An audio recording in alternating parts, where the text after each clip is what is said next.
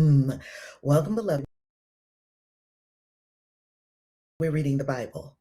Yes, you are welcome to be with us every day, 7 a.m. Eastern Time. If you're watching the replay, let us know where you're watching from. You are so loved. You are so appreciated for being in this clear, honest reading of the Bible with no filters from religion, just so we can see what it says. Let's go. Today, Genesis chapter 31 and 32.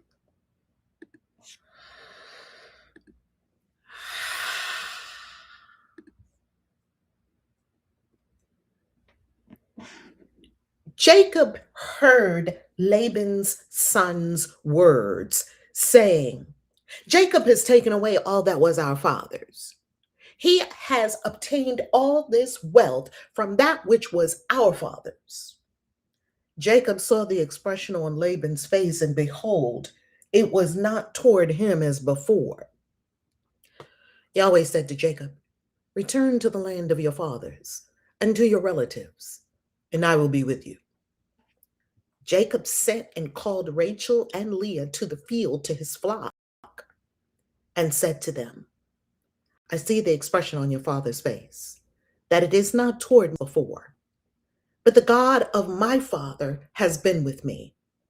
You know that I have served your father with all of my strength.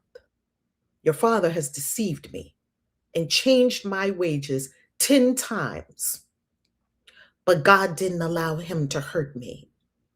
If he said, the speckled will be your wages, then all the flock bore speckled. If he said, the streaked will be your wages, then all the flock bore streaked. Thus, God has taken away your father's livestock and given them to me. During mating season, I lifted up my eyes and saw in a dream, and behold, the male goats which leaped on the flock were streaked, speckled, and grizzled. The angel of God said to me in the dream, Jacob. And I said, Here I am. He said, Now lift up your eyes and behold, all the male goats which leap on the flock are streaked, speckled, and grizzled, for I have seen all that Laban does to you. I am the God of Bethel, where you anointed a pillar, where you vowed a vow to me. Now arise, get out from this land, and return to the land of your birth. Rachel and Leah answered him, Is there yet any portion or inheritance for us in our father's house? Aren't we considered foreigners as by him? For he has sold us, and he has also used up our money. For all the riches which God has taken away from our father are ours and our children's. Now then, whatever God has said to you, do. Then Jacob rose up and set his sons and his wives on the camels, and he took away all his livestock and all his possessions which he had gathered, including the livestock which he had gained in Paddan Aram, to go to Isaac his father, to the land of Canaan. Now Laban had gone to shear his sheep, and Rachel stole the teraphim that were her father's. Jacob deceived Laban the Syrian in that he didn't tell him that he was running away. So he fled with all that he had. He rose up, passed over the river, and set his face toward the mountain of Gilead. Laban was told on the third day that Jacob had fled. He took his relatives with him and pursued him 7 days' journey. He overtook him in the mountain of Gilead. God came to Laban the Syrian in a dream of the night and said to him, Be careful that you don't speak to Jacob either good or bad. Laban caught up with Jacob. Now Jacob had pitched his tent in the mountain, and Laban with his relatives encamped in the mountain of Gilead. Laban said to Jacob, What have you done that you have deceived me and carried away my daughters like captives of the sword? Why did you flee secretly and deceive me and didn't tell me that I might have sent you away with mirth and with songs, with tambourine and with harp, and didn't allow me to kiss my sons and my daughters? Now have you done foolishly. It is in the power of my hand to hurt you, but the God of your father spoke to me last night, saying, be careful that you don't speak to Jacob either good or bad. Now you want to be gone because you greatly longed for your father's house. But why have you stolen my gods? Jacob answered, because I was afraid, for I said, lest you should take your daughters from me by force. Anyone you find your gods with shall not live. Before our relatives, discern what is yours with me and take it. For Jacob didn't know that Rachel had stolen them. Laban went into Jacob's tent, into Leah's tent, and into the tent of the two female servants, but he didn't find them. He went out of Leah's tent and entered into Rachel's tent. Now Rachel had taken the teraphim, put them in the camel's saddle, and sat on them.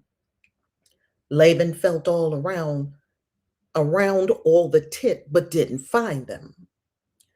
She said to her father, don't let my lord be angry that I can't rise up before you, for I'm having my period. He searched, but didn't find the teraphim. Jacob was angry and argued with Laban. Jacob answered Laban, what is my trespass? What is my sin that you have hotly pursued me? Now that you have felt around in all my stuff, what have you found of all your household stuff? Set it here before my relatives and your relatives, that they may judge between us two. These 20 years I have been with you, your ewes and your female goats have not cast their young, and I haven't eaten the rams of your flocks. That which was torn of your animals, I didn't bring to you. I bore its loss. Of my hand, you required it, whether stolen by day or stolen by night. This was my situation. In the day, the drought consumed me, and the frost by night, and my sleep fled from my eyes. These 20 years I have been in your house. I served you 14 years for your two daughters and 6 years for your flock, and you have changed my wages 10 times. Unless the God of my father, the God of Abraham, and the fear of Isaac had been with me, surely now you would have sent me away empty. God has seen my affliction and the labor of my hands and rebuked you last night. Laban answered Jacob, the daughters are my daughters. The children are my children. The flocks are my flocks. And all that you see is mine. What can I do today to these my daughters or to their children whom they have borne? Now come, let's make a covenant, you and I. Let it be for a witness between me and you. Jacob took a stone and set it up for a pillar. Jacob said to his relatives, gather stones. They took stones and made a heap. They ate there by the heap. Laban called it Jegar Sahadutha, but Jacob called it Galeed. Laban said, this heap is witness between me and you today. Therefore it was named Galeed and Mizpah, for he said, Yahweh watch between me and you when we are absent one from another. If you afflict my daughters, or if you take wives in addition to my daughters, no man is with us. Behold, God is witness between me and you. Laban said to Jacob, see this heap and see this pillar, which I have set between me and you. May this heap be a witness, and may the pillar be a witness, that I will not pass over this heap to you, and you will not pass over this heap and this pillar to me for harm. The God of Abraham and the God of Nahor, the God of their father, judge between us. Then Jacob swore by the fear of his father, Isaac. Jacob offered a sacrifice in the mountain, and called his relatives to eat bread. They ate bread and stayed all night in the mountain. Early in the morning, Laban rose up and kissed his sons and his daughters and blessed them. Laban departed and returned to his place. Footnote: Genesis 31:19. Teraphim were household items that may have been associated with inheritance rights to the household property. Footnote to Genesis 31:47. Jigar Sahadutha means witness heap in Aramaic. Footnote to Genesis 31:47. Galeed means witness heap in Hebrew. So that word that is witness heap, it is presented in Aramaic as Jigar Sahadutha. It is presented in Hebrew as Galeed. Genesis chapter 32. Jacob went on his way, and the angels of God met him. When he saw them, Jacob said, "This is God's army." He called the name of that place Mahanaim. Jacob sent messengers in front of him to Esau, his brother, to the land of Seir, the field of Edom. He commanded them, saying, "This is what you shall tell my lord Esau. This is what your servant Jacob says. I have lived as a foreigner with Laban and stayed until now. I have cattle, donkeys, flocks, male servants, and female servants. I have sent to tell my Lord that I may find favor in your sight." The messengers returned to Jacob, saying, "We came to your brother Esau. He is coming to meet you, and 400 men are with him." Then Jacob was greatly afraid and was distressed. He divided the people who were with him, along with the flocks, the herds, and the camels, into two companies. He said, "If Esau comes to the one company and strikes it, then the other company which is left will escape." Jacob said, "God of my father Abraham and God of my father Isaac, Yahweh, who said to me, 'Return to your country and to your relatives, and I will do you good.' I'm not worthy of the least of all the loving kindnesses and of all the truth which you have shown to your servant. For with just my staff I crossed over this Jordan, and now I have become two companies. Please deliver me from the hand of my brother, from the hand of Esau, for I fear him, lest he come and strike me and the mothers with the children. You said, 'I will surely do you good and make your offspring as the sand of the sea, which can't be counted because there are so many.'"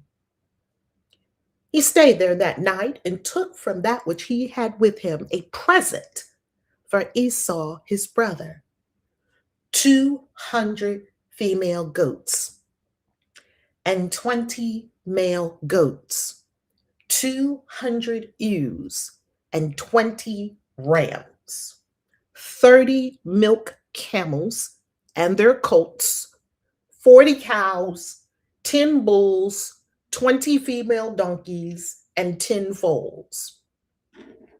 He delivered them into the hands of his servants, every herd by itself, and said to his servants, "Pass over before me," and put a space between herd and herd. He commanded the foremost, saying, "When Esau, my brother, meets you and asks you, saying, 'Whose are you? Where are you going? Whose are these before you?' then you shall say, 'They are your servant Jacob's. It is a present sent to my lord Esau. Behold, he also is behind us.'" He commanded also the second and the third and all that followed the herds, saying, "This is how you shall speak to Esau when you find him. You shall say, 'Not only that, but behold, your servant Jacob is behind us.' For he said, 'I will appease him with the present that goes before me, and afterward I will see his face. Perhaps he will accept me. So the present passed over before him, and he himself stayed that night in the camp.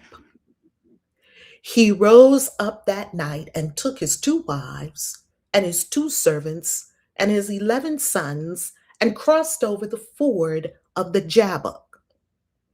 He took them and sent them over the stream and sent over that which he had. Jacob was left alone and wrestled with a man there until the breaking of the day. When he saw that he didn't prevail against him, the man touched the hollow of his thigh. Of Jacob's thigh was strained as he wrestled. The man said, "Let me go, for the day breaks." Jacob said, "I won't let go unless you bless me." He said to him, "What is your name?" He said, "Jacob." He said, your name will no longer be called Jacob, but Israel, for you have fought with God and with men and have prevailed. Jacob asked him, "Please tell me your name." He said, "Why is it that you ask what my name is?" So he blessed them there. Jacob called the name of the place Peniel, for he said, "I have seen God face to face, and my life is preserved." The sun rose on him as he passed over Peniel, and he limped because of his thigh. Therefore, the children of Israel don't eat the sinew of the hip, which is on the hollow of the thigh, to this day, because he touched the hollow of Jacob's thigh in the sinew of the hip. Footnote to Genesis chapter 32, verse 2, Mahanaim means 2 camps. Footnote to Genesis 32:30, Peniel means face of God.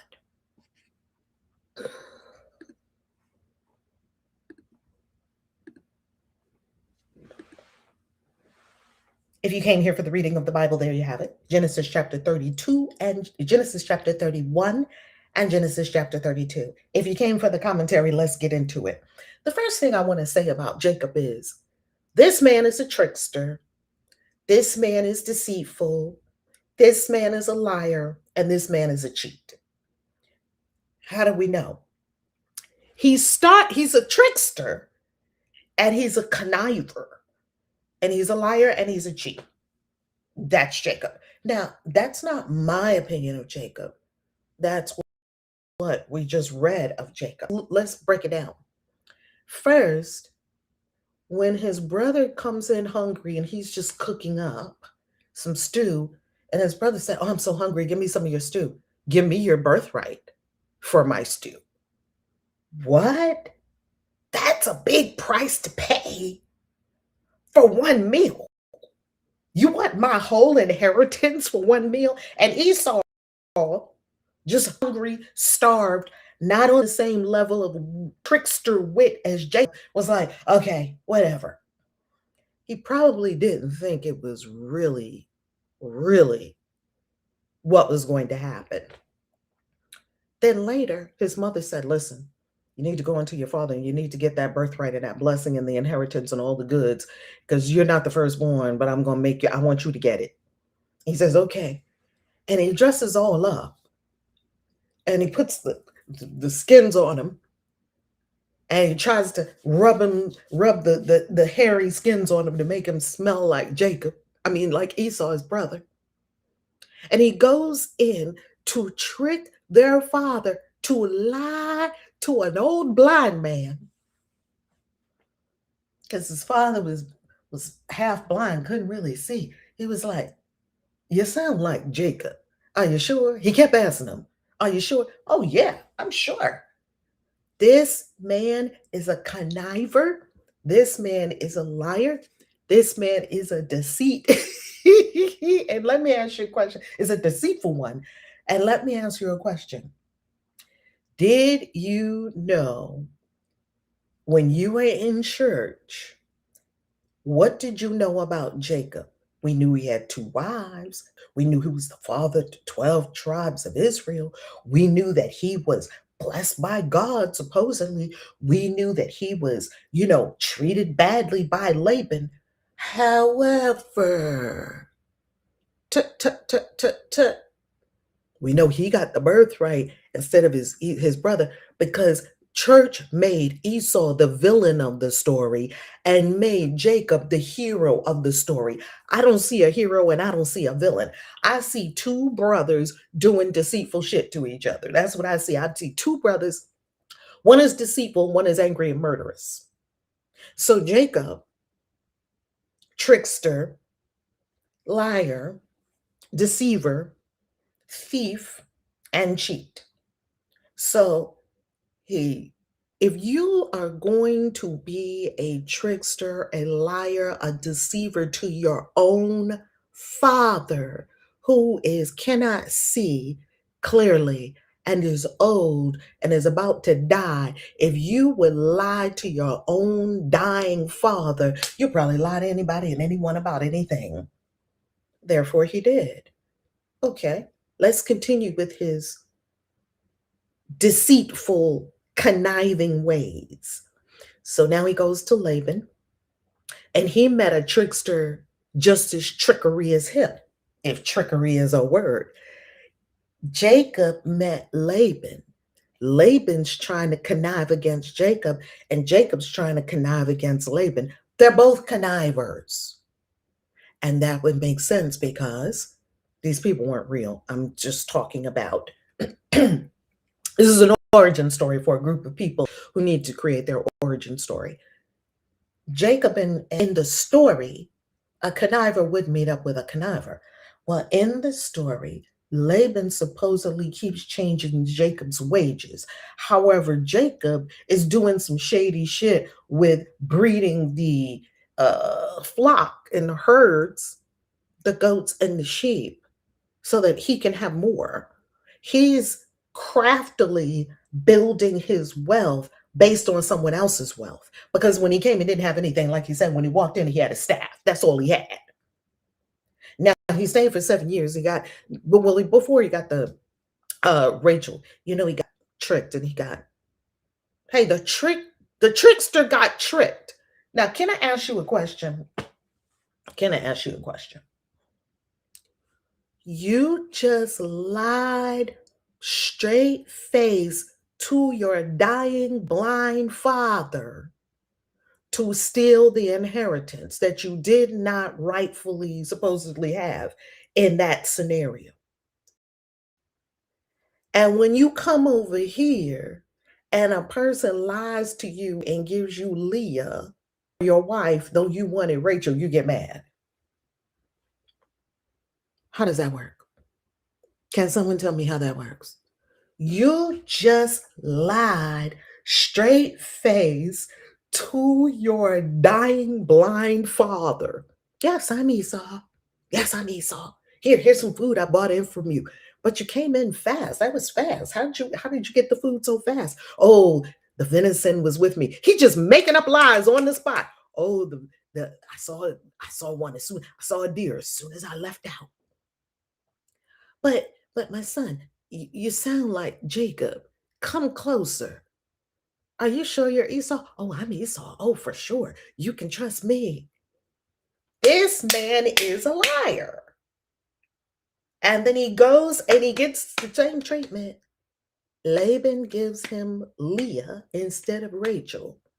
And he gets mad. How you gonna get mad? And you just cheated your own brother, your flesh and blood, out of an inheritance, and you come over here and you get mad because somebody gives you the wrong wife. Okay, but let's go further. So you did all that at home. Over here, you're conniving and you're building your wealth from this man's household. And the man knew it because the man chased him and said, everything you have, you got from working with me, which was true. Because Jacob said, when I came over the river, I only had a staff. That's all I had. Well, and the stolen birthright. And I am going to call it stolen because it involved trickery and deceit, lies, deception. After Laban He's been there 20 years. He's grown in wealth, grown in wealth, grown in wealth. And then he decides to sneak away at night. Why did he decide to sneak away at night with his whole household? It's clear why he decided to sneak away at night. Because if he had told Laban where he was going, this conniver would have connived him again. So he's gonna one up the conniver with a connive like, well, I'll just slip away. Let me go call my wives. He calls his wives, listen, wives, we got to get out of here. And he makes up a story. Your father done me wrong. And I talked to my God. Notice that he said, my God. I talked to the God of my father, Isaac, and the God of his father, Abraham. Notice he didn't say God. I talked to the God of my father. I talked to the Elohim of my father. That wasn't the whole Elohim of everyone. And we're gonna get up out of this place. And how do we know that it was not the Elohim of everyone? Because Rachel, man, these women, they be running shit. Rachel was like, oh, let me take these gods out of my father's house. So when Jacob said, we getting out of here, Rachel was like, gotcha. Rachel goes into the house, her father's house, and the Teraphim. Now, we don't know what the Teraphim are. It's very valuable. It's some kind of gods. It's some kind of something. She goes straight in and she gets that. Perhaps it's something that rules inheritance, who's going to get the property later. She goes right in and gets that. She doesn't put it in the tent. She puts it on her camel and puts it in the saddle. And then she's sitting on her camel. And her father says, he's searching the tent, searching the tent. She's sitting there the whole time. Man, these women are just as conniving as the men. She's sitting there the whole time, knowing she got the stolen goods that her father and all of them are running around looking for. She's just sitting there on her camel. See, in the church, they didn't tell you the stories of the women. They only told you the stories of the men. And because we didn't read the Bible word for word ourselves, we return to Christians, turn to Genesis 17, 18. And it says that Jacob was faithful before God. And that's why we love Jacob. And you got to be just like Jacob. I don't want to be like this man. I don't want to be like Jacob. Rachel is sitting there on her camel, and the father's looking around, looking around, looking around. And then it looks like strange that she's sitting on her camel. She says, oh, pardon me, I'm in my moon time. Forgive me that I don't get up to greet you, Father. He's like, okay.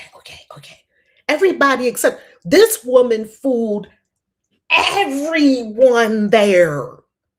She fooled the husband because the husband didn't even know she had it. She fooled the other wife. She fooled her father, straight faced, sat on that camel and watched them men run from tent to tent to tent looking for something she was sitting on all along. Oh, I can't get up. Do you see how women are? Do you see how women are? And people want to tell us, oh, the Bible makes women look so bad. No, it doesn't. The Bible makes women look like women. The Bible is just telling you stories, just like Harry Potter. You get to choose for yourself what the stories mean because they have no inherent meaning. The Bible doesn't have a static meaning, according to Dr. Joel Baden, professor of Hebrew Bible at Yale Divinity School. I freaking love Dr. Joel Baden. Look him up on YouTube. And he's Jewish. And he would tell you the Bible doesn't have a static meaning. What? Because in church, they sure told us it means this and it means this and it means this and it means this, and no other adaptation of the story is allowed, tolerated, or even heard, listened to. We don't even want to listen to your heretical ideas about the Bible. Now let's go into the im in the Hebrew Bible. Im always indicates plural. The Teraphim. So when you see Elohim, you got to think, this is a plural word. Yet they try to tell us, well, sometimes it's plural and sometimes it's not. You have to go by the verbs. Okay, however, in the original Hebrew, if something is plural sometimes and sometimes singular, it can't be the God. It can't be the God of this whole universe because sometimes it is and sometimes it isn't. That's not how the infinite source of the entire universe behaves. Let's go on screen share and look at this. We're going to go to the scripture for all. Let's go right on over here to the interlinear Bible, Hebrew to English, interlinear Bible. And I want to see what it says at Genesis chapter 31, actually chapter 32, what we just saw.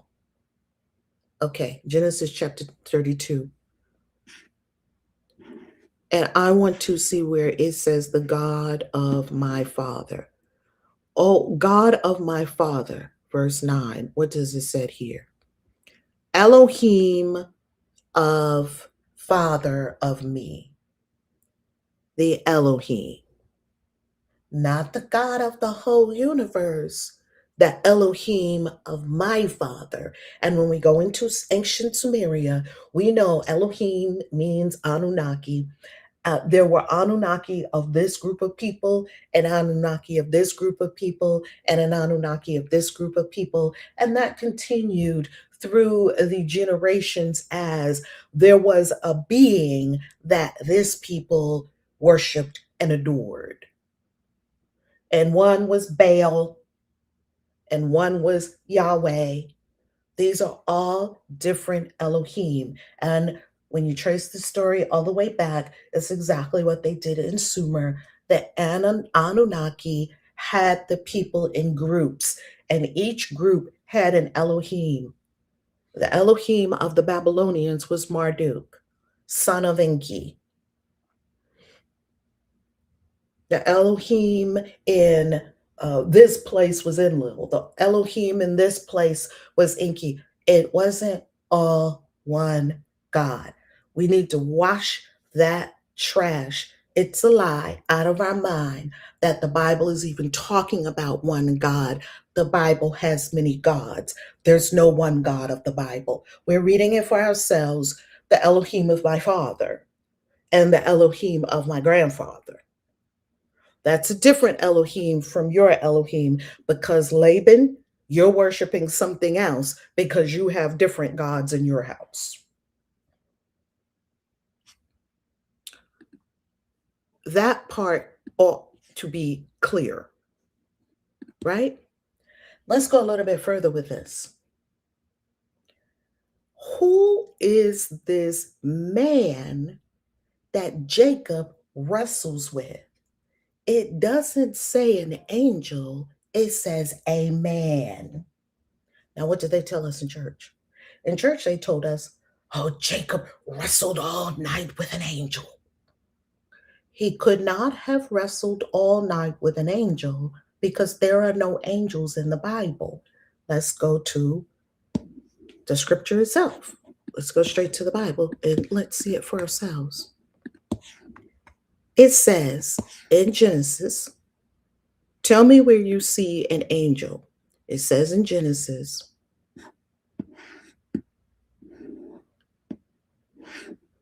okay,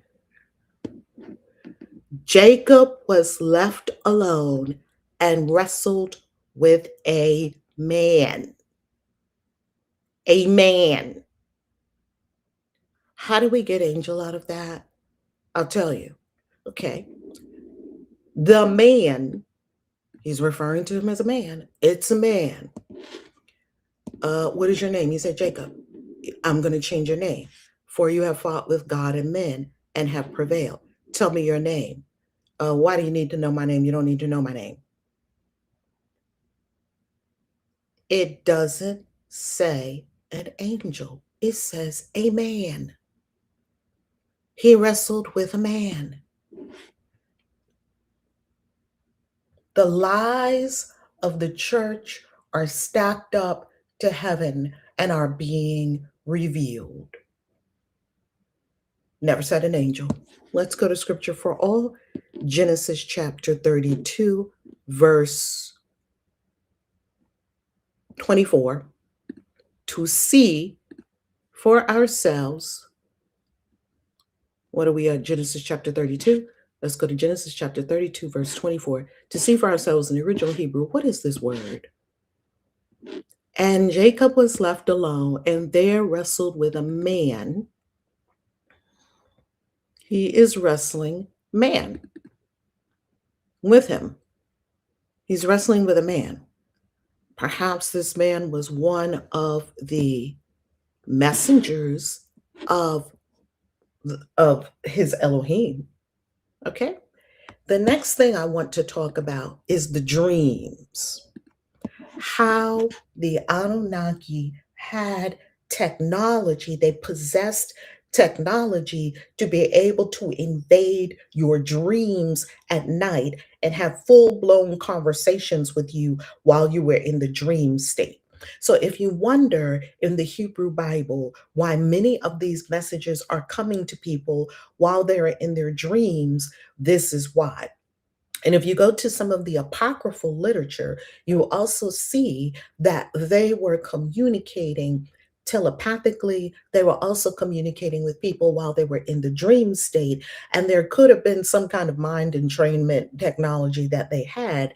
Yet we all know that it's quite possible to not only have dreams where you are lucid dreaming, where you are in control of your dream and yet you know you're dreaming.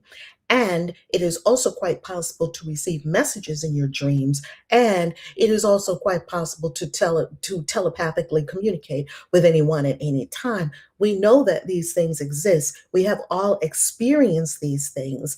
And to hear that the Anunnaki were using a mind communication type of technology isn't strange at all. Not to me, anyway. Not at all. So I want you to consider, who are the heroes of the Bible? Who are the people we were taught to revere? Maybe we ought to second guess that. Maybe we ought to rethink that. Maybe we ought to reassess who the church holds up as heroes in the Bible and reassess who the church holds up as villains as well. Are they really villains? Are they really heroes? Let's find out for ourselves by reading it. I love you. Mwah. Peace. I'll see you tomorrow. Yay!